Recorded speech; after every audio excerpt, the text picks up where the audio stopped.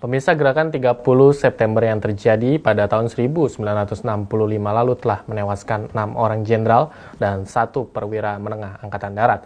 Sementara itu beberapa orang lainnya juga turut dibunuh dalam suatu usaha percobaan kudeta untuk merebut pemerintahan yang sah. Lalu bagaimanakah fakta sesungguhnya kejadian berdarah pada 52 tahun silam tersebut? Berikut ini kami hadirkan sejumlah saksi sejarah yang akan menceritakannya untuk Anda.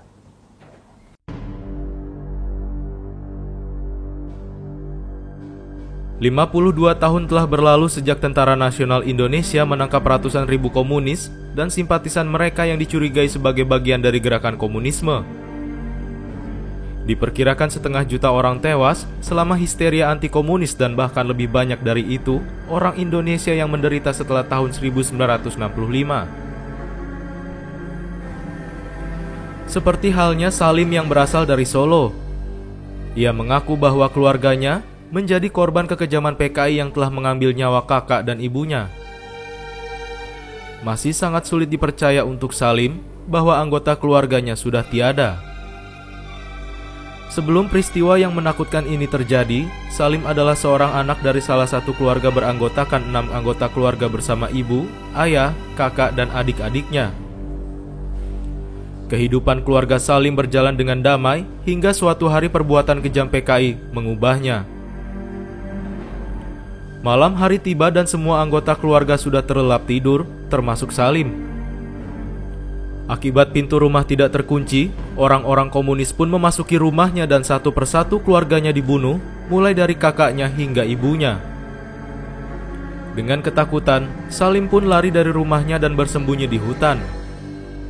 Dan hingga saat ini pun, Salim masih tinggal di rumah tersebut dengan masa-masa yang suram. Begitu juga dengan Usman Asmiroddin yang merupakan salah satu korban PKI. Pada tanggal 22 Oktober 1965, Usman mengaku saat itu hidup di kondisi di mana daerah rumahnya yang selalu dijaga oleh PKI dan memastikan bahwa warga-warga sekitar tidak boleh kemana-mana. Hingga suatu hari, Usman serta keluarga mendapatkan instruksi untuk berkumpul di suatu tempat. Lalu di tengah-tengah perjalanan, Usman serta yang lain diserang oleh para militer dan berjuang untuk menyelamatkan diri beserta keluarganya. Di malam hari, PKI berusaha untuk mencegah kepulangan para peserta demonstrasi tersebut dan dibawa ke gedung kopi. Dari sekian banyak peserta demonstrasi termasuk Usman berhasil lolos dan selamat, sementara 22 pemuda sayangnya tidak berhasil meloloskan diri dan dibunuh oleh PKI di gedung kopi tersebut. Mengingat peristiwa keji tersebut, hingga kini Usman Asmiroddin pun tidak akan melupakan kejadian buruknya terhadap PKI. Kekejaman PKI begitu lekat dalam ingatan kita. Film, buku, serta pelajaran di sekolah memberikan ingatan dalam benak anak bangsa tentang betapa kejamnya PKI.